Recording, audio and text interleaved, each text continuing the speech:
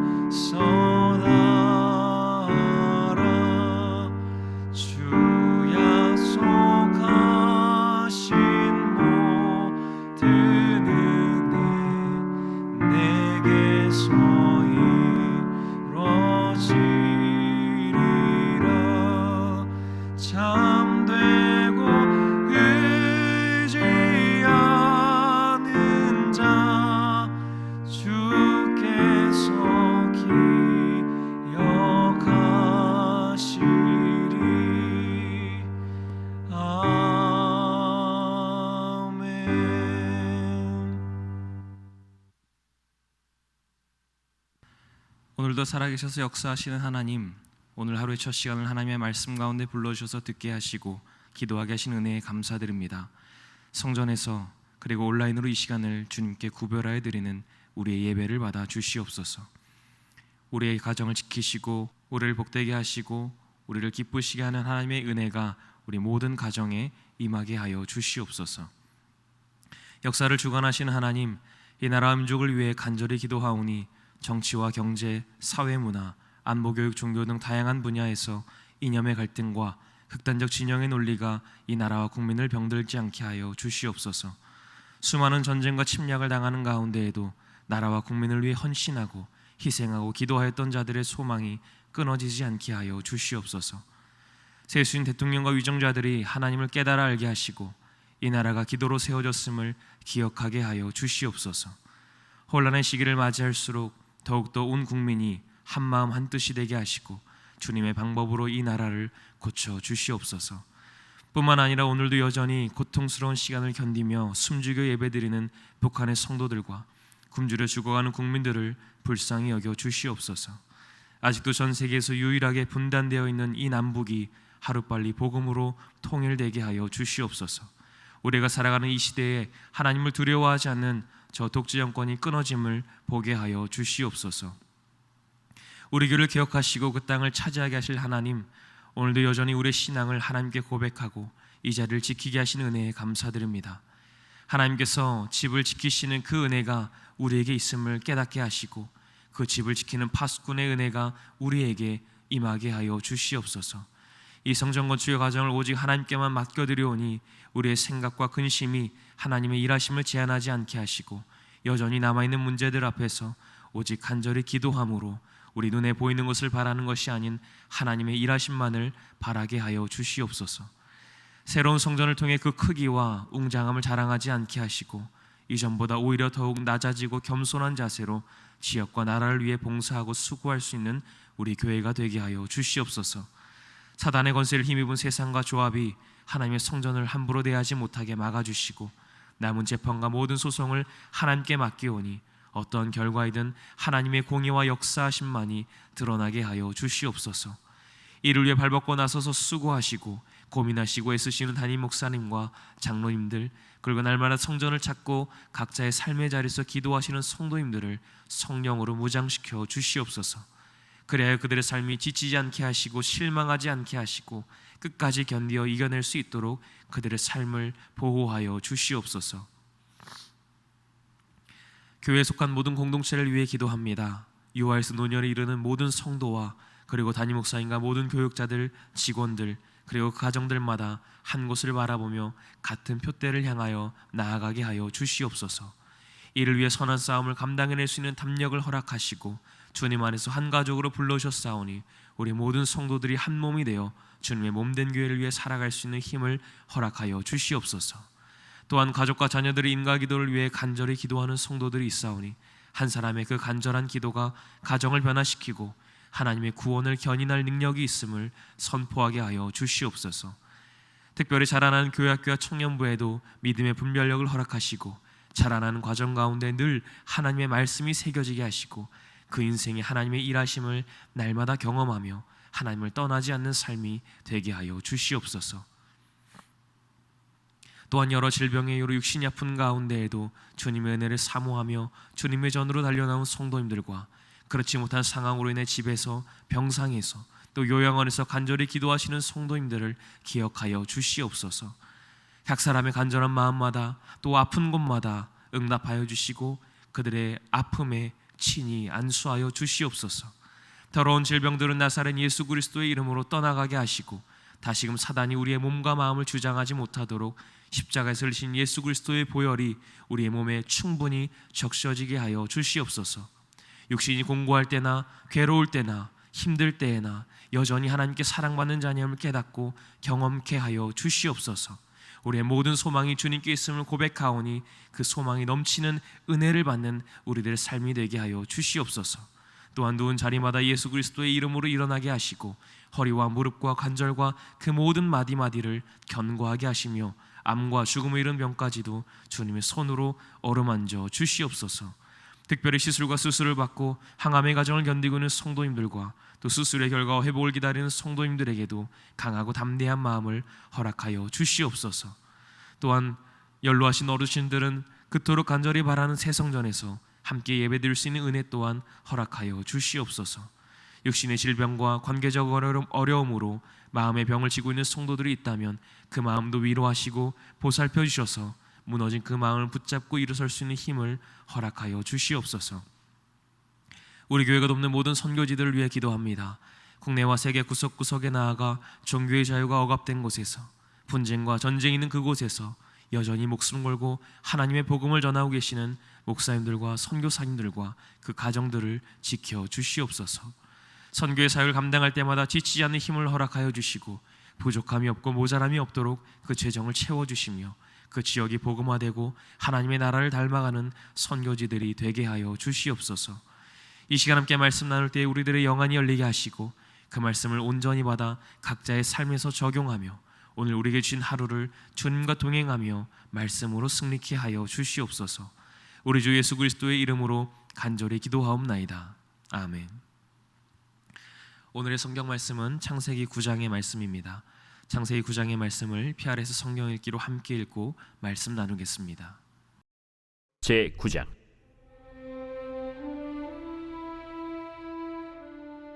하나님이 노아와 그 아들들에게 복을 주시며 그들에게 이르시되 생육하고 번성하여 땅에 충만하라. 땅의 모든 짐승과 공중의 모든 새와 땅에 기는 모든 것과 바다의 모든 물고기가 너희를 두려워하며 너희를 무서워하리니 이것들은 너희의 손에 붙였음이니라.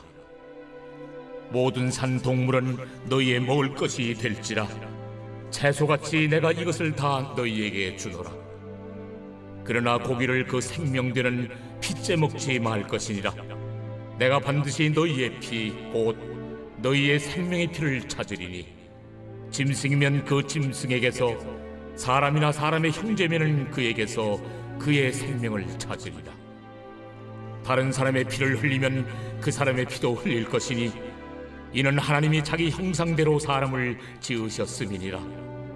너희는 생육하고 번성하며 땅에 가득하여 그 중에서 번성하라. 하나님이 노아와 그와 함께한 아들들에게 말씀하여 이르시되 내가 내 언약을 너희와 너희 후손과 너희와 함께한 모든 생물 곧 너희와 함께한 새와 가축과 땅의 모든 생물에게 세우리니 방주에서 나온 모든 것 곧 땅의 모든 짐승에게니라. 내가 너희와 언약을 세우리니 다시는 모든 생물을 홍수로 멸하지 아니할 것이라. 땅을 멸할 홍수가 다시 있지 아니하리라. 내가 나와 너희와 및 너희와 함께하는 모든 생물 사이에 대대로 영원히 세우는 언약의 증거는 이것이니라. 내가 내 무지개를 구름 속에 두었나니 이것이 나와 세상 사이의 언약의 증거니라.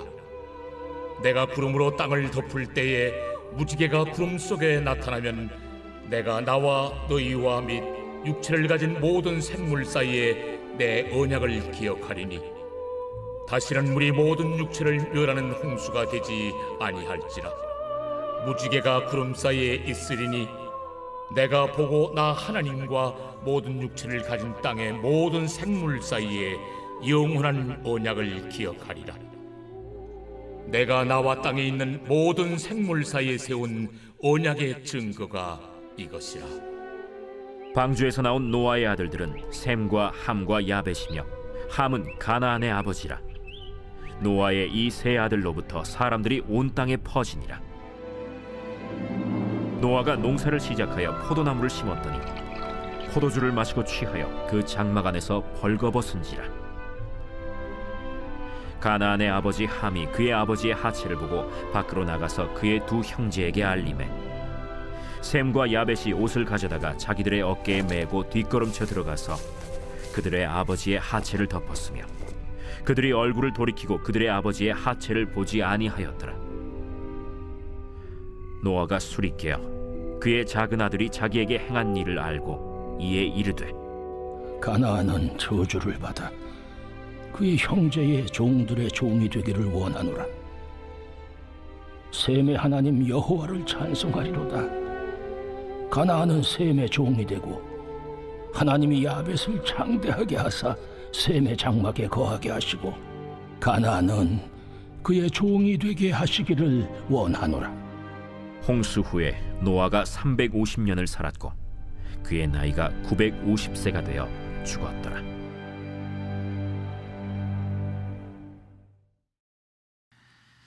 6장부터 시작된 노아의 이야기는 이제 홍수 이후 9장에 와서 그 막을 내리게 됩니다.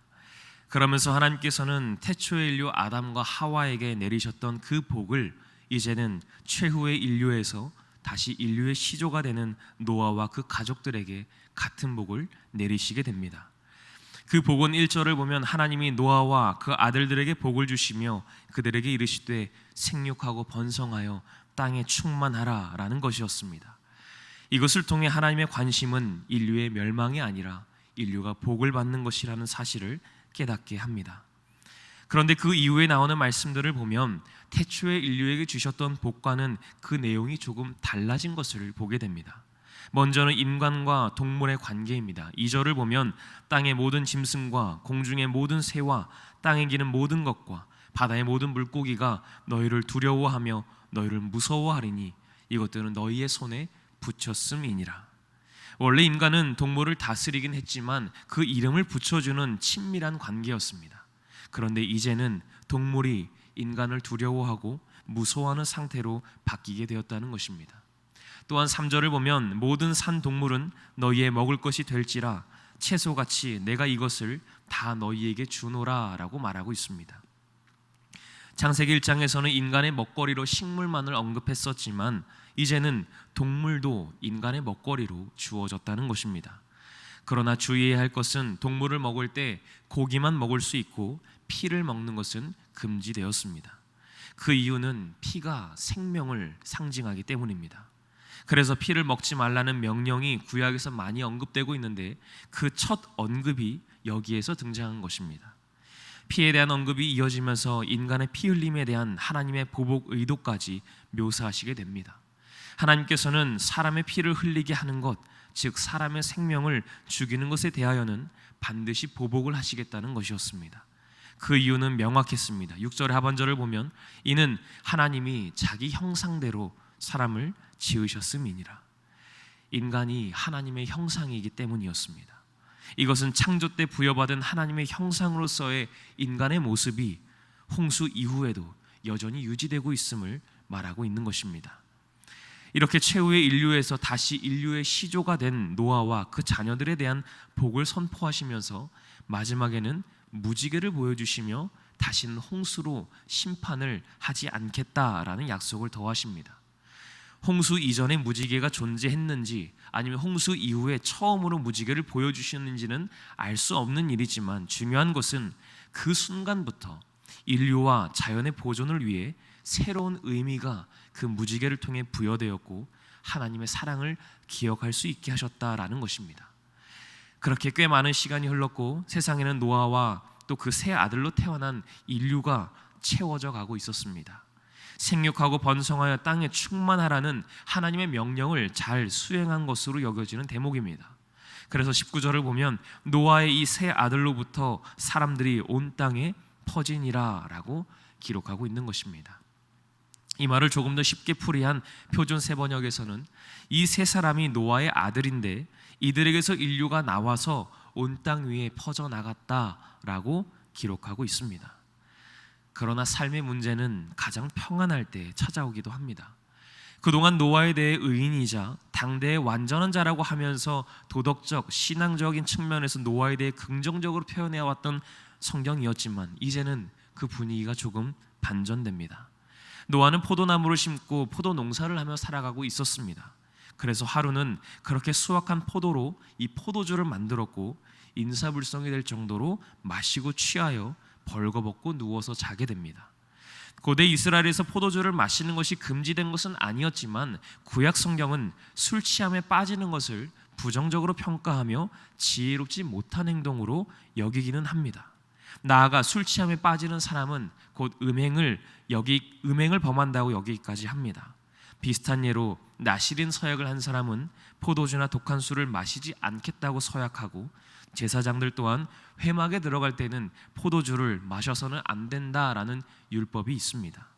그렇기 때문에 그동안 보여준 노아의 이 의롭고 완전한 모습은 홍수 이후에 삶이 안정된 이후에 술에 취해서 벌거벗고 자고 있는 이 노아의 모습이 꽤나 상반된 모습을 보여주고 있다는 것을 우리는 보게 됩니다. 또한 이것이 노아의 타락을 암시하는 상황이 되기도 하는 것입니다. 그래서 취해서 벌거벗고 자고 있는 아버지의 모습을 본 셋째 아들이었던 함이 먼저 그 모습을 보게 됩니다. 그리고 그 사실을 두 형들에게 말하게 됩니다. 그러자 셈과 야벳은 옷을 가지고 장막으로 들어갈 때 아버지의 그 벌거벗은 모습을 보지 않기 위해 뒷걸음질 쳐서 들어갔고 그렇게 조용히 아버지의 몸을 옷으로 덮어주고 나오게 됩니다. 그리고 이들의 행동은 너무나 다른 두 결과를 가져오게 됩니다. 노아가 깨어나게 되었고 누군가 그 당시 상황을 노아에게 이야기한 것 같습니다. 그러자 노아는 두 가지 반응을 보이게 됩니다. 먼저는 그 막내 아들이었던 자신의 벌거벗은 모습을 처음 보고 그 자리를 도망쳐 나왔던 함을 저주하려고 했지만 함의 아들 대신 가나안이 그 함의 아들이었던 가나안이 그의 형제들을 섬기는 가장 천한 종이 되기를 원한다고 저주하고 있습니다. 그런데 조금 이상합니다. 노아의 벌거벗은 몸에 대해 덮어주지 않고 형들에게 비아냥대듯이 얘기했던 함이 아니라 함의 막내 아들이었던 가나안, 즉 노아는 손자를 저주하고 있는 것입니다. 왜 함의 잘못된 행동에 대해서 함의 막내 아들인 가나안이 저주를 받아야만 했던 것입니까? 이에 대해서는 다양한 학자들의 의견이 있습니다. 70인역은 이 본문을 아예 가나안 대신에 함으로 해석하여 기록하고 있습니다. 또 다른 견해는 노아의 아들들에 대한 하나님의 복이 선언되었기 때문에 노아는 하나님의 복을 받은 그 세 아들 함이 아니라 그 아들 가나안이 대신하여 저주를 받도록 했다는 것입니다. 또 다른 견해로는 보복법의 원리를 반영하여 노아의 막내 아들인 함이 죄를 지었으니 함의 막내 아들인 가나안에게 그 죄가 전가되었다라는 것입니다. 그러나 이러한 제안들에도 불구하고 히브리어 본문에서는 왜 함이 아니라 가나안이 노아의 저주를 받아야 하는가라는 질문과 의문은 여전히 남아 있습니다. 다만 모세 혹은 모세의 뜻을 따르는 사람들이 이 창세기를 기록했다는 것을 생각해 보면 고대 이스라엘 민족이 이 가나안에 대해서 가지고 있었던 적대감이 본문에 반영되어 있었음은 분명한 것 같습니다. 둘째로는 셈과 야벳에 대한 노아의 반응을 살펴보게 됩니다. 노아는 이번에도 셈을 직접적으로 칭찬하거나 셈이 복을 받게 될 것이다 라고 말하지 않습니다. 26절을 보면 또 이르되 셈의 하나님 여호와를 찬송하리로다 라고 선언하고 있습니다. 노아의 저주가 함에게 직접적으로 주어지지 않고 그의 아들 가나안에게 주어졌던 것처럼 셈에 대한 직접적인 칭찬이나 찬양 대신 셈의 하나님을 찬양하고 있습니다. 물론 여기에는 하나님의 은혜가 셈의 후손을 통해 이어질 것이라는 암시가 내포되어 있기는 합니다. 그러면서도 가나안이 셈의 종이 될 것이라는 것을 또 선언하고 있습니다. 나아가 야벳 또한 그 영토를 넓히고 창대하게 돼서 셈의 장막에 거하게 되고 가나안은 마찬가지로 야벳의 종이 되기를 원한다고 선언하고 있습니다. 사랑하는 성도 여러분, 창세기 2장에서 9장까지는 인간 공동체의 기초인 가정 공동체에서 일어날 수 있는 관계의 위기들이 나타나고 있습니다. 2장부터 3장에는 남편과 아내 관계의 위기를, 4장 2절부터 16절에는 형제 관계의 위기를, 9장 18절에서 27절에는 부모와 자식 관계의 위기를 다루고 있습니다. 추석 명절을 맞이하여 가족 혹은 사랑하는 사람과 함께 시간을 보내는 오늘 우리에게 주어지는 이 말씀은 꽤나 특별한 의미를 가지고 있는 것 같습니다. 특별히 오늘 말씀을 통해 부모와 자녀의 관계는 한쪽의 부적절한 행동이나 말만이 문제가 되지 않는다는 것을 보여주고 있습니다. 부모의 부적절한 행동과 말, 그리고 부모를 향한 자녀의 불공경이 합하여질 때 그 관계가 깨어지는 것입니다. 부모와 자녀의 관계는 양자 모두에게 그 책임이 있다라는 것입니다. 당대의 의인이자 완전한 사람이라고 여겨졌던 노아는 하나님의 선택을 받아서 최후의 인류가 되었습니다. 그리고 홍수를 지나 인류의 시조가 되어 생육하고 번성하여 땅에 충만하라는 축복을 받게 됩니다. 그렇게 하나님의 명령대로 잘 살기만 하면 되었었는데 먹고 살다 보니 마음의 여유가 생겼고 하나님의 은혜의 그 열기가 점점 식어가고 있었다는 것입니다. 그래서 술 취함으로 자녀들 앞에서 부끄러움을 드러내었고 그 모습을 본 함은 아버지의 실수를 덮어주지 못하는 불공경한 모습을 보이게 된 것입니다. 하나님께서 허락하신 작은 교회이자 공동체인 이 가족은 그 누구보다 최선을 다하고 열심을 다해 사랑하고 공경해야 하는 대상입니다. 그래서 바울은 에베소서를 기록하며 부모와 자녀가 똑같이 주 안에서 그 관계를 유지하는 데 힘쓰라고 권고합니다. 자녀들아 주 안에서 너희 부모에게 순종하라, 이것이 옳으니라. 또 아비들아 너희 자녀를 노엽게 하지 말고 오직 주의 교양과 훈계로 양육하라. 부모와 자녀, 형제 모두가 한쪽만 노력한다고 되는 것이 아니라 서로 사랑하고 서로 공경하기 위해 날마다 애쓰고 노력해야 함을 말하고자 하는 것입니다. 명절을 맞이하여 그동안 함께하지 못했던 가족과 재회했다면 불편한 얘기는 잠시 접어두고 하나님의 사랑과 은혜를 나누거나 서로의 마음을 위로하고 회복하는 얘기들을 나누는 것이 어떻겠습니까?